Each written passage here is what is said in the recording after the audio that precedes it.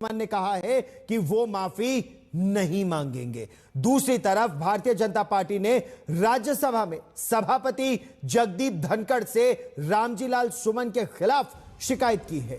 BJP ने जगदीप धनखड़ से कहा है कि वो रामजीलाल सुमन के खिलाफ कठोर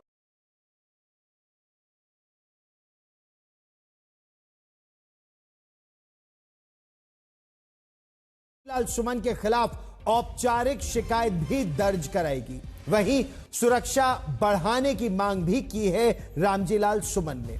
इस बीच समाजवादी पार्टी के बड़े नेता रामगोपाल यादव ने कार्रवाई की मांग करते हुए कहा है कि तोड़फोड़ करने वालों पर एक्शन अगर नहीं हुआ तो ईद के बाद समाजवादी पार्टी बड़ा आंदोलन करेगी।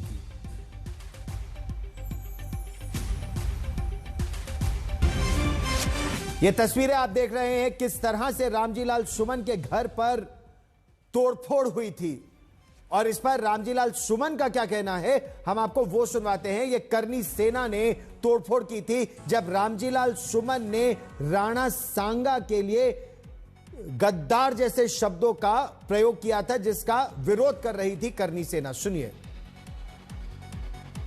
समाजवादी पार्टी सांसद रामजीलाल सुमन इस वक्त हमारे साथ मौजूद हैं। सर, कल आपके घर पर हमला हुआ, आप उस वक्त कहाँ थे, आपको क्या पता चला? संसद चल रही है, मैं तो कल दिल्ली में था जी। मेरे घर पर जो हमला हुआ वो सुनियोजित था, यकायक नहीं हुआ जी। 22 मार्च से लगातार लोग धौंस दे रहे थे, धमकियां दे रहे थे, अपशब्दों का इस्तेमाल कर रहे थे और कल वो बुलडोजर लेकर के आए थे। 6 थाना क्षेत्रों को पार करके हमारे घर के शीशे तोड़े गए, मेरे घर पे जो गाड़ियां खड़ी हुई थी उनको तोड़ा गया, मकानों को क्षति पहुंचाई गई, कुर्सियां तोड़ दी गई। तो कुल मिलाकर के अवांछनीय पर जितना नुकसान कर सकते थे नुकसान किया और मेरे परिवार पर प्राण घातक हमला किया। लेकिन जो बयान आपने दिया था कि आप मानते हो सही बयान था और क्या आप उस पर अडिग हैं? कि मेरे बयान का ऐतिहासिक संदर्भ था। मैंने ये कहा था कि बाबर को राणा सांगा ने आमंत्रित किया था, वो सही बयान है, उसका ऐतिहासिक संदर्भ है। आपने कहा गद्दार है, गद्दार थे वो, क्या वो गद्दार? अच्छा, मुझे ये बताइए कि मैं आपके लिहाज से बात करूं कि अपने लिहाज से बात करूं? मेरा एक बयान के बाबर को राणा सांगा ने आमंत्रित किया था। मेरा मकसद किसी की भावनाओं को ठेस पहुंचाने का नहीं था। मैंने जाति और धर्म से ऊपर उठ करके राजनीति की है, सब लोग जानते हैं। भावना ठेस हुई है, भावना ठेस हुई है, आप माफी मांगेंगे क्योंकि मांग हो रही है? क्या कोई सवाल ही नहीं है। आप अपने बयान पे अडिग हैं? आपने मुलाकात की थी राज्यसभा चेयरपर्सन से, क्या बोला आपने उनको? सुरक्षा की मांग की आपने? मैंने सुरक्षा की मांग की। चल। समाजवादी पार्टी अपने सांसद का खुलकर समर्थन कर रही है। रामगोपाल यादव ने कहा है कि अगर रामजीलाल सुमन के घर पर हमला करने वालों के खिलाफ ठोस कार्रवाई नहीं की जाती तो ईद के बाद प्रदेश व्यापी आंदोलन किया जाएगा। बीजेपी सांसद राजकुमार चहर ने बयान दे डाला कि आक्रोशित होकर बच्चों ने गलती कर दी। आरोप यह भी लगाया है कि औरंगजेब और बाबर का महिमा मंडन इनके डीएनए में है। सामंतवादी मनोवृत्ति जो है इस तरह से पनप रही है और ये तो रामजीलाल सुमन के ऊपर हमला हुआ है। अगर रामजीलाल सुमन दलित न होते, अगर उन्हीं की बिरादरी के होते तो हमला करते ही लोग। ये पूरे पीडीए पर और दलित समाज के ऊपर हमला है।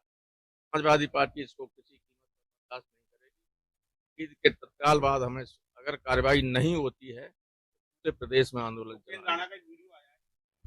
आप औरंगजेब का महिमा मंडन करिए, आपके डीएनए में है समाजवादी पार्टी के। आप बाबर का करिए, आप मानेंगे नहीं क्योंकि तुष्टीकरण के लिए आप काम कर रहे हैं, एक वर्ग के वोट बैंक को अपने पाले में डालने के लिए। आप कुछ भी करिए, लेकिन आप देश के गौरव, भारत के गौरव, महाराणा, महापराक्रमी, सूरवीर, योद्धा राणा सांगा, उन पर आप टिप्पणी करेंगे और वो भी टिप्पणी इस तरह की कि राणा सांगा गद्दार थे, राणा सांगा के जो मानने वाले हैं हम सब लोग गद्दार हो गए। आज भारतवंशियों को आप गद्दार तय करेंगे, इस तरह का आप बयान देंगे तो आपको तुरंत माफी मांगनी चाहिए थी। वो अलग बात है कि आप इस बयान के बाद माफी के भी काबिल नहीं बचे थे। राणा सांगा, जिनका पूरा नाम महाराणा संग्राम सिंह था, मेवाड़ के सिसोदिया राजवंश के एक महान शासक और योद्धा थे। उनके अगर अदम्य साहस की बात करें, बहादुरी की बात करें तो उसकी जो गौरव गाथा है ना, वो इतिहास में देश भर में प्रसिद्ध है। अपनी युद्ध में, और उन्होंने इतने युद्ध लड़े कि किसी युद्ध में उनका हाथ कट गया तो किसी में पैर, किसी में एक आंख चली गई, लेकिन उसके बावजूद वो युद्ध लगातार लड़ते रहे। मेवाड़ के लिए ही नहीं, बस यही था कि विदेशी आक्रांताओं को पराजित करना है। वो वीरता का प्रतीक थे। राणा सांगा ने अपने जीवन में 80 से अधिक घाव झेले थे। बचपन में उनकी एक आंख चली गई थी, युद्ध के दौरान एक हाथ कट गया था, एक पैर नाकाम हो गया था, फिर भी वो महाराणा बने, फिर भी युद्ध लगातार करते रहे। इन चोटों के बावजूद उन्होंने कई युद्ध लड़े और जीते। खनवा का युद्ध अगर उसकी बात करें, 1527 में वो मुगल बादशाह बाबर के खिलाफ था। इस युद्ध में पराजय के बाद भी उनकी वीरता का लोहा बाबर तक ने माना। लेकिन खैर, शुरुआत अंतिम युद्ध से अगर कर रहे हैं तो हम बात करते हैं 1519 में मालवा ने मेवाड़ पर हमला किया था। इस दौरान राणा सांगा ने महमूद खिलजी द्वितीय की सेना को करारी शिकस्त दी थी। इस युद्ध में सुल्तान महमूद खिलजी को बंदी बना लिया गया था। अगले ही वर्ष गुजरात के सुल्तान मुजफ्फर शाह ने मेवाड़ की सीमाओं पर हमला किया था। राणा सांगा ने इसका उत्तर दिया और गुजरात की सेना को पीछे हटने पर मजबूर कर दिया। कुछ और पहले चलिए, 1517 और 1518 के दौरान दिल्ली के सुल्तान इब्राहिम लोदी, मतलब ये जो लोग कहते हैं कि राणा सांगा ने बाबर की मदद मांगी थी इब्राहिम लोदी को हराने के लिए 1526 में, वो ये भूल जाते हैं कि 1517 और 1518 के युद्ध में सुल्तान इब्राहिम लोदी ने मेवाड़ पर हमला किया था। खतौली और बारी के युद्धों में राणा सांगा ने लोदी और उसकी सेना को हरा दिया था।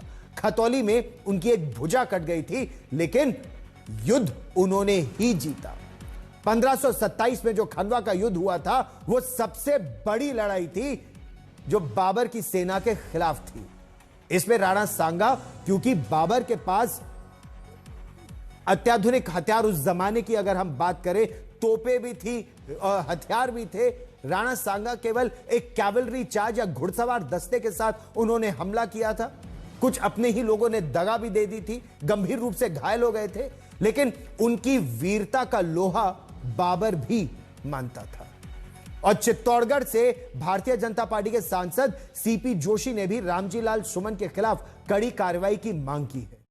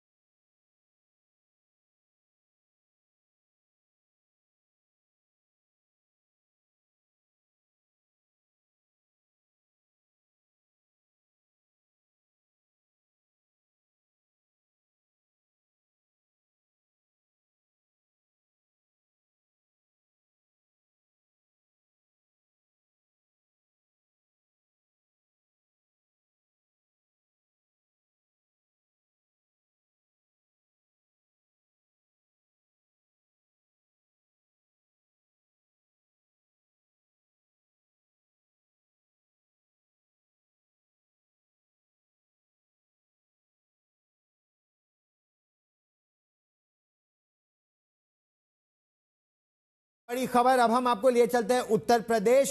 सड़क पर नमाज के खिलाफ बीजेपी ने उत्तर प्रदेश से दिल्ली तक मोर्चा खोल दिया है। पहले संभल और मेरठ में सड़क पर नमाज के खिलाफ फरमान जारी हुआ, मामला दिल्ली तक आ गया। कई बीजेपी विधायकों ने एक सुर में सड़क पर नमाज पर रोक की मांग की है, तो आम आदमी पार्टी ने इसे बीजेपी की हिंदू मुस्लिम वाली राजनीति बताया।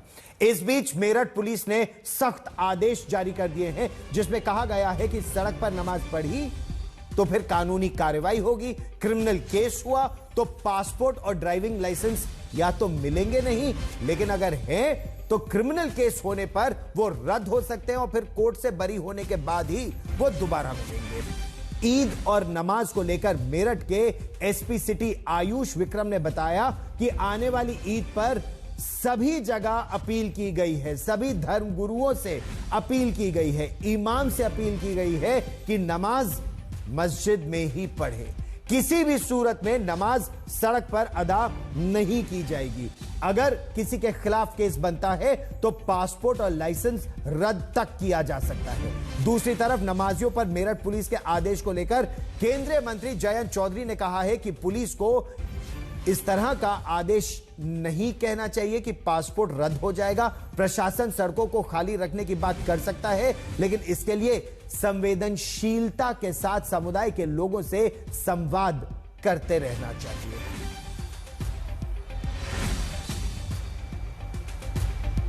और उत्तर प्रदेश में प्रशासन ने घर की छतों पर नमाज पढ़ने पर पाबंदी लगाने को लेकर सांसद जियाउर रहमान बर्क ने भी अब सवाल उठाना